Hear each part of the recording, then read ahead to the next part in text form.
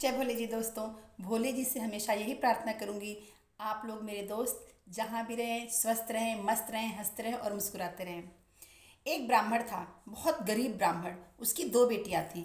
ब्राह्मण था, उसकी बीबी थी और दो बेटियां थीं। यही उनका चार परिवार था। ब्राह्मण थोड़ा बहुत कमाता था, उसी में गुजारा चलता था, थोड़ा बहुत खा पी के सो जाते थे। लेकिन जो ब्राह्मण था वो बहुत ही चटोरी था। चटोरी मतलब खाने वाला। उसको तरह तरह का खाना चाहिए, लेकिन वो कमा के कुछ भी नहीं लाता था। घर में कुछ था ही नहीं। एक दिन उसका मन किया कचौड़ी खाने को। जब उसका मन कचौड़ी खाने को किया तो पंडितानी से उसने बोला कि तुम एक काम करो, कचौड़ी बना लो। उसने बोला मैं कचौड़ी कहाँ से बनाऊँ, सामान तो कुछ है नहीं घर में इतना ज़्यादा गरीबी है, जब कुछ रहेगा तभी तो कचौड़ी बनाऊंगी। वो बोला तुम उसकी चिंता मत करो, मैं बाजार से कहीं से भी करके मैं आलू वगैरह सब कुछ लेके आता हूँ, तेल आलू सब लेकर आता हूँ, और तुम बढ़िया सी कचौड़ी बनाना और मैं पेट भर के खाऊंगा। वो ब्राह्मण अपने खाने के आगे ना बच्चों को देखता था ना बीबी को देखता था। बस उसे रहता था कि मुझे खाना है और पेट भर के छक के खाना है, जो मेरा दिल करेगा वो खाना है। तो वो गया लेके आया सामान, और आइडिया लगाता रहा दिमाग में कि इस आलू की कितनी कचौड़ियाँ बन जाएंगी। जब वो गमछे में बांध के लेके आलू आ रहा था, तेल धनिया वगैरह जो भी सब लेके आ रहा था, तो रास्ते में वो सोचता आ रहा था कि इतने आलू की कितनी कचौड़ियाँ बन जाएंगी। उतना गांठ वो एक रस्सी में लगाता जा रहा था कि इतनी कचौड़ियाँ बनेंगी। तो वो घर दे दिया पंडितानी को। वो रात को कचौड़ियाँ, शाम को कचौड़ियाँ बनाने लगी। और उस टाइम दोनों बेटियाँ सोई हुई थीं और पंडितानी कचौड़ियाँ बनाने लगी, और पंडित था नहीं वहाँ पे। तो किचन में बर्तनों की गड़गड़ाहट सुन के और बर्तनों की आवाज़ सुन के बड़ी बेटी जग गई और मम्मी के पास आके बोली, माँ मुझे कचौड़ी दो ना। वो बोली नहीं बेटा, मैं तुझे कचौड़ी नहीं दे सकती। अगर तेरे पापा को पता चला कि कचौड़ी मैंने तुम्हें खिलाई है एक दो, तो वो तुम्हें जंगल में छोड़ाएंगे। वो मजाक कर रही थी कि बच्चे दोबारा कचौड़ी न मांगे, डर के मारे कि पापा मुझे जंगल में छोड़ आएंगे, इसलिए। तो वो बोली छोड़ने दो ना, अगर मुझे जंगल में छोड़ देंगे कोई नहीं, लेकिन मुझे कचौड़ी खानी है। तो बहुत ज़्यादा जिद करने लगी, तो माँ ने बोला अच्छा ले, एक कचौड़ी खा ले। तो जैसे ही वो खा के फिर गई अपनी छोटी बहन के पास, तो उसकी आवाज़ सुनकर छोटी बहन भी जग गई और वो भी आ गई किचन में। और माँ माँ मुझे भी कचौड़ी दो ना, माँ माँ मुझे भी कचौड़ी दो ना। तो पंडितानी बोली कि बेटा रे, तुम्हारे पापा तुम्हें जंगल में छोड़ आएंगे अगर तुमने एक भी कचौड़ी खाई। तुम्हें पता है कि कोई भी अच्छी चीज़ बनती है तो पूरा पहले वो खाते हैं, जो थोड़ा बहुत बचता है वो हमें मिलेगा, वरना नहीं मिलेगा। तो बोले मुझे नहीं पता, छोड़ेंगे जंगल में तो छोड़ दो, दीदी को दिया, मुझे भी दो, मुझे भी दो। तो माँ ने उसे भी एक कचौड़ी दे दी। अब दोनों बहन कचौड़ी खा के और सो गई। फिर पंडित आया बाद में, बोला कि कचौड़ियाँ बन गई। तो उसने बोला हाँ बन गई हैं। तो बोला जितने बने हैं उतने ला के मेरे सामने रख दो, आज मैं छक के खाऊंगा। और पूरी कचौड़ियाँ पंडितानी ने ला के उसके सामने रख दिया। एक कचौड़ी खाता, एक गांठ खोलता, जो रस्सी में उसने गांठ लगाई हुई थी। एक कचौड़ी खाता, एक गांठ खोलता, ऐसे ऐसे करके। तो दो कचौड़ी की गांठ लगी ही रह गई और कचौड़ी खत्म हो गई। उसने बोला पंडितानी तू ये बता कि दो कचौड़ी कहाँ हैं। तो उसने बोला नहीं सारा, मैंने आपको दे दिया, मैंने तो बच्चों के लिए भी नहीं रखा। तो बोला नहीं, तूने चोरी से अपने बच्चों को कचौड़ी खिलाया है या तूने खाया है। जब वो ज़्यादा ही पीछे पड़ने लगा तब पंडितानी ने बता दिया कि सुनो जी, एक एक कचौड़ी बच्चों को दे दिया था उसने। पंडित को ऐसा हुआ अंदर से कि जब तक ये बच्चे हैं ना, तब तक मैं पेट भर के कभी कुछ खा नहीं पाऊंगा। इन बच्चों को आज मैंने जंगल में छोड़ के आना है ताकि सुख शांति से मैं रहूं। हैं तो दोनों बेटियां हैं, बेटा भी नहीं है इसमें एक भी। पंडित बोलता है कि तुम्हारी, चलो उठो उठो, तुम्हें ना तुम्हारी बुआ के पास घुमा के लाता हूँ। तो दोनों बेटियां बोलती हैं, बेटियों का नाम, बड़ी का नाम रिंकी और छोटी का नाम पिंकी था। बेटियां बोलती हैं कि पापा जी हमारे पास बुआ भी है, हमें तो नहीं पता कि हमारे पास बुआ है। बोले नहीं नहीं तुम्हारी बुआ है, चलो तुम्हें घुमा के लाऊंगा। तो बच्चे कहीं गए नहीं थे घूमने उमने कभी, तो खुश होके वो चल दिए अपने पापा के साथ कि पापा आज हमें बुआ के पास घुमाने लेके जा रहे हैं। तो जब वो दोनों बेटियों को लेके गया तो रास्ते में चलते चलते उसकी माँ को डाउट हो गया था। पंडितानी को कुछ ना कुछ अंदर से भावना जग रही थी, एक माँ के दिल में तो हो ही जाता है कुछ ना कुछ जब बच्चों पे कुछ बीतती है। तो उसे कहीं ना कहीं था कि ये मेरे बच्चों के साथ पंडित आज कुछ करने वाला है। कहीं ये जंगल में छोड़ने तो नहीं जा रहा है, लेकिन वो डर के मारे कुछ कह नहीं सकती थी। पंडित दोनों बच्चों को लेकर जब जाने लगा, जंगल में चलते चलते चलते चलते चलते बच्चे बोले कि पापा जी हम तो थक गए। तो पंडित बोला कोई नहीं, एक काम करो, मैं बैठता हूँ पलथी मार के, और मेरे एक साइड तुम और एक साइड तुम, दोनों अपना सिर रख कर मेरे पैरों पे और आराम से थोड़ा सो जाओ थोड़ी देर तक, फिर आगे चलेंगे। बच्चे बोले ठीक है। पंडित बैठा और दोनों बच्चे आराम से सो गए। बच्चों को गहरी नींद आ गई। तब पंडित ने क्या किया कि धीरे धीरे अपना पैर हटा के और बच्चों के सिरहाने एक एक ईंट रख दी। बच्चे आराम से सोते रहे। और लाल कलर ले गया था, उसको निकाला, लाल रंग निकाला और इधर उधर गिरा दिया, ताकि बच्चों को लगे कि इस जंगल में कोई शेर वेर आके पापा को खा गया, ऐसा। उसके बाद वो चला गया वहाँ से, बच्चों को वहाँ छोड़ के रात के अंधेरे में, और पंडित घर चला गया। अब बच्चों की जब नींद खुली तो वो देखे हम हैं कहाँ पे, एकदम घबराने लगे। छोटी वाली जो पिंकी थी वो रोने लगी, और रिंकी ने उसे समझाया कि रो मत, हमें कुछ ना कुछ सोचना है, क्या करना है। तो छोटी वाली ने बोला कि दीदी दीदी यहाँ पे तो बहुत सारा खून पड़ा है, लग रहा है कोई जंगली जानवर आके पापा को खा गया, अब हमारा क्या होगा। लेकिन बड़ी वाली बहुत समझदार थी, उसने ध्यान से देखा, बोली अगर शेर ने आके पापा को खाया है तो हमारे सिर के नीचे ईंट किसने रखी। तो पापा हमें जानबूझ के जंगल में छोड़ गए। माँ कह रही थी ना कि कचौड़ी खाओगे तो तुम्हारे पापा तुम्हें जंगल में छोड़ जाएंगे, और बहन पापा हमें जंगल में छोड़ गए हैं और खुद चले गए यहाँ से। तो दोनों बहन रोने लगी। फिर बड़ी वाली ने बोला कि सोचना पड़ेगा हमें कि हमें आगे क्या करना, हमें इस जंगल में कहाँ सोना है, किधर रात बितानी है, हमें क्या करना है, रो मत, कुछ करना पड़ेगा हमें। तो वो थोड़ा चलते चलते उन्हें एक वो दिखा, बरगद के पेड़ में एक बड़ा सा घोंसला दिखा उन्हें। तो उसमें दोनों बहन सो गईं, और वहीं बगल में एक शिवलिंग बना हुआ था। तो दोनों बहन उसमें सो गई। जब सुबह उठी, आँख मलते हुए किसी तरह उठी, तो उस शिवलिंग के पास 5-6 औरतें बैठ के पूजा कर रही थी। तो उन्होंने उन बच्चों को देखा, बोले बच्चों तुम किसकी बेटी हो, कहाँ से आई हो, तुम क्या कर रही हो। तो उन्होंने बताया कि हम बहुत दुखी हैं, हमारे पापा हमें जंगल में छोड़ गए हैं, हम क्या करें। सारी कहानी बच्चों ने उन औरतों को बता दिया। उन औरतों ने बोला बेटा आज सोमवार है, हम भोलेनाथ की पूजा कर रहे हैं, तुम भी भोलेनाथ की पूजा करो। सबसे ज़्यादा वो कन्याओं की सुनते हैं और सबकी सुनते हैं। भोले तो महाभोले हैं। तुम पूजा अर्चना करोगी, वो खुश होके तुम जो मांगोगी तुम्हें वही दे देंगे। तो बोली ऐसा है, हाँ तुम जाओ बेल पत्र तोड़ कर लाओ और धतूरा तोड़ लो जंगल में से। देखो ऐसा धतूरा होता है, ऐसा बेल पत्र होता है, तुम ढूंढ के लेके तोड़ के आओ और इन पे चढ़ाओ। तो वो दोनों बहनों ने ढूंढा और ढूंढ के आके शिवलिंग पे चढ़ाया, और महादेव आप ही हमारे पापा हो, आप ही सब कुछ हो, अब हम क्या करें, हम कहाँ जाएं, हम छोटे छोटे नन्हे मुन्ने बच्चे हैं, हमारा पापा हमें जंगल में छोड़ गया। ऐसे वो पूजा वगैरह कर रही थी। औरतें तो चली गई। औरतें बोली हमारा गांव जो है कुछ ही दूर पे है, तुम्हें कोई ज़रूरत हो तो तुम हमारे पास आना, तब तक तुम पूजा कर लो। बोली ठीक है। वो पूजा पाठ कर ही रही थी कि उन्हें साइड में एक सोने का शिवलिंग मिला। चमत्कार देखिए भोलेनाथ का। छोटी छोटी बच्चियों की सुन लियो, सच में भोले हैं भोलेनाथ तो। और सोने का शिवलिंग मिला। वो खुश हो गई और उस शिवलिंग को लेके वो सोची हम किसी तरह घर पहुँचे, हमें घर जाना है, हमें यहाँ तो कहाँ जंगल में हमें खा जाएंगे।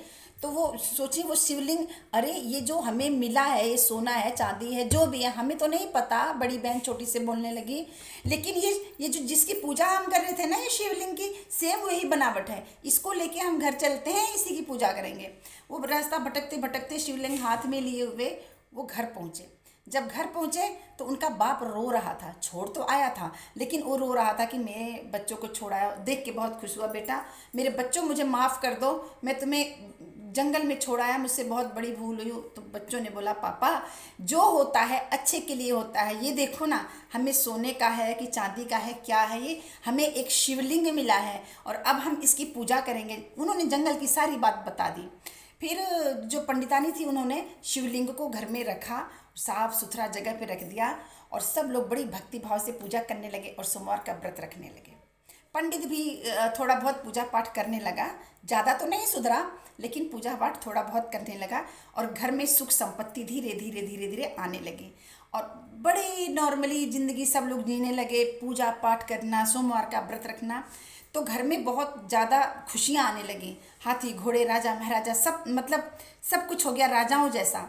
तो दोनों बेटियां बड़ी होंगी, उनका रिश्ता आने लगा। तो वहाँ के राजा का लड़का बड़ा था और जो वहाँ का जो मंत्री था उसका भी लड़का था। तो दोनों बेटियों की शादी एक मंत्री के लड़के से हो गई, एक राजा के लड़के से हो गई।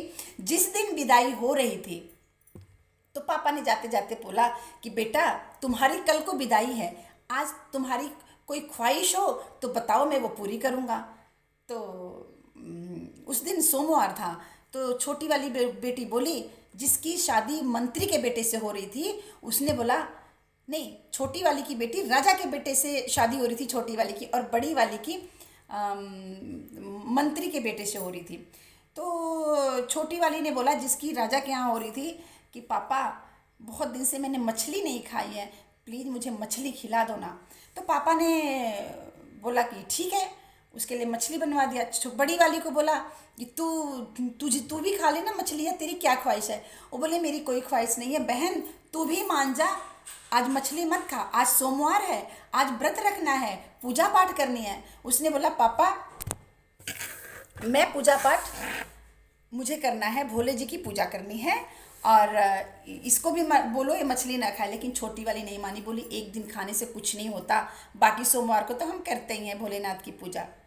नहीं मानी छोटी वाली, और बड़ी वाली पूजा पाठ किया। दूसरे दिन उनकी विदाई हुई, अपने अपने घर गई।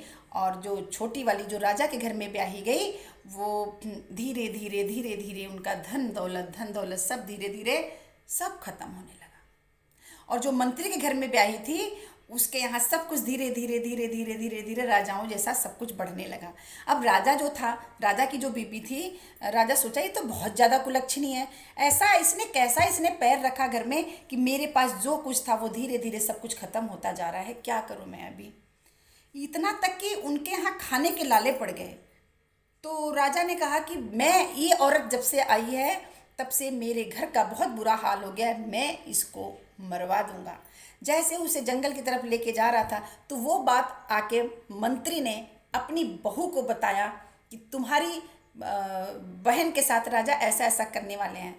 तो वो लोग तो काफ़ी, जो मंत्री था उसके पास काफ़ी धन दौलत हो गया था। तो वो अपने बहन को लेने गई और बहन से बोली तू चल मेरे घर रहना, और तूने जो सोमवार का व्रत छोड़ा था उस दिन तूने मछली खाई थी, शायद उसी का परिणाम तुझे भुगतना पड़ रहा है। तू मेरे घर मेरा पूजा पाठ कर मेरे साथ। भोलेनाथ सच्चाई के बहुत बड़े देवता हैं, सच्चाई और ईमानदारी से पूजा पाठ करो, भावनाओं से, सब कुछ तेरा वापस लौट आएगा। बहन को ला के रख ली। अब यहाँ क्या था कि इन दोनों बहनों के बाद भोलेनाथ की कृपा से उन्हें एक भाई भी हो गया था। वो भाई बड़ा हो गया था, तो वो जो पापा है बारात लेके, जो पंडित था दोनों बेटियों का पापा, वो अपने बेटे की बारात लेके और जाने लगा। तो जो बेटा था उसने बोला पापा पापा मैं घड़ी तो घर में ही भूल आया। तो वो बोला कि एक काम करो, तुम बाराती लोग चलो यहीं ठहरो और मैं घर से जाके तो तेरी घड़ी लेकर आता हूँ। जैसे ही वो घड़ी लेने गया तो पंडितानी जो है कि मेरे बच्चे की बारात अच्छी तरह से चली जाए, बहू घर जल्दी आ जाए करके एक कमरा, गेट में कुंडी लगा के और कमरा बंद करके भोलेनाथ की पूजा कर रही थी। और उसी टाइम जल्दी जल्दी में वो पंडित गया और गेट खटखटाने लगा। पंडितानी ने नहीं खोला क्योंकि वो पूजा छूट नहीं सकती, भोले का अपमान हो जाएगा। और वो खटखटाने लगा, जल्दी खोलो मुझे घड़ी लेकर जाना है, सारे बाराती वहाँ खड़े हैं। तो पंडितानी सोची पूजा खत्म करके ही खोलूँ। पंडित को आया गुस्सा, उसने दरवाज़ा तोड़ा, लठ उठाया और शिवलिंग को ही तोड़ डाला। शिवलिंग पिचक गया, जो उनके घर में शिवलिंग था, तोड़ फोड़ दिया। अब जैसे ही पंडितानी को उल्टा सीधा बोलते हुए घड़ी लेकर जैसे ही वो अपने बेटे के पास गया तो देखा तो बेटा मूर्छित पड़े हैं और बाराती वाराती सब तितर बितर हो गए हैं, कहीं कुछ भी नहीं, और बेटा बेहोश पड़ा हुआ था। फिर वो बेटे को लेके रोता बिलखता घर आया और पंडितानी से बोला कि ऐसा ऐसा हो गया, बारात लेके जा रहे थे। उसने बोला तुमने शिव भगवान का अपमान किया है, मैं पूजा कर रही थी और तुमने आके शिवलिंग तोड़ दिया, जो पूरे ब्रह्मांड का रचयिता है तुमने उस पर लठ मारा है, तो क्या हमारे पास कुछ रहेगा। धीरे धीरे धीरे एकदम गरीब हो गए, 3-4 दिन के अंदर ही उनके खाने के लाले पड़ने लगे। तब पंडितानी ने पूछा अब क्या किया जाए। तब वो बोला, पंडित बोला चिंता मत करो कुछ, मैं जाता हूँ बड़ी बेटी के पास। कुछ लेके आऊँगा, कुछ इंतजाम करूँगा। वो बोली कि तुम कुछ लेके आओ और भोलेनाथ की पूजा करेंगे। वो बोला हाँ, आज के बाद मैं भी पूजा पाठ शुरू करूँगा और जाता हूँ बेटी से कुछ पूजा पाठ का सामान लेके आता हूँ। तो जब वो बड़ी बेटी के दरवाजे पे पहुँचा, मैला कुचैला कपड़ा, फटे हुए कपड़े, नहाया नहीं धोया नहीं, दाढ़ी बड़ी हुई, तो जब उसकी नौकरानियाँ आई तो बोले हाँ क्या बात है। तो पंडित ने बोला वो जो तुम्हारी महारानी है ना घर में, वो मेरी बेटी है, मुझे उससे मिलना है। तो उन्होंने बोला तुम्हारी बेटी कैसे हो सकती है हमारी महारानी।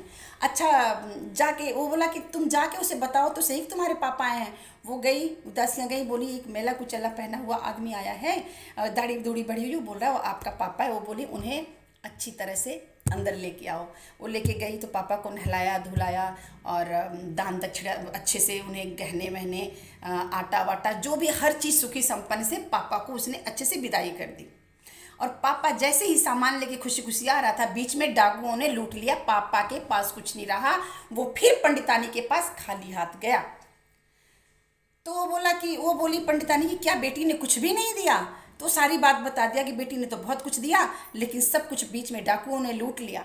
तो एक बार एक काम करो पंडितानी, इस बार तुम जाओ बेटी के पास, कुछ तो लाओ, हम भोलेनाथ से माफ़ी मांगेंगे, पूजा करेंगे, कुछ तो लाओ बेटी के यहाँ से, तुम जाओ।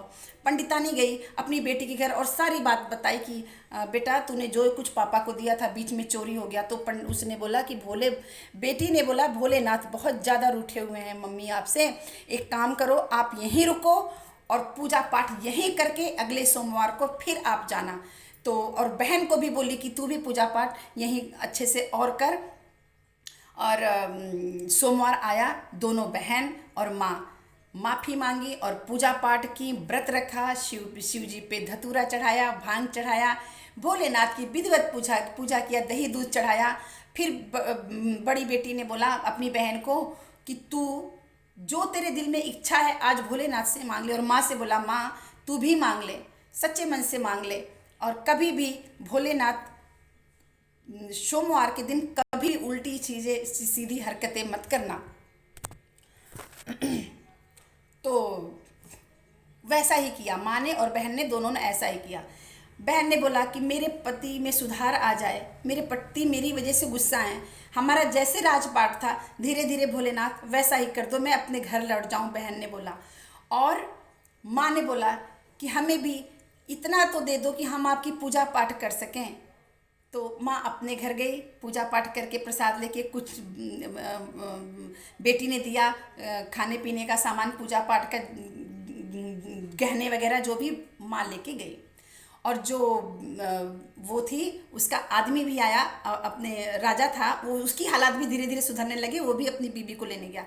सारे अपनी अपनी जगह सुखी संपन्न रहने लगे और भोलेनाथ की पूजा करने लगे।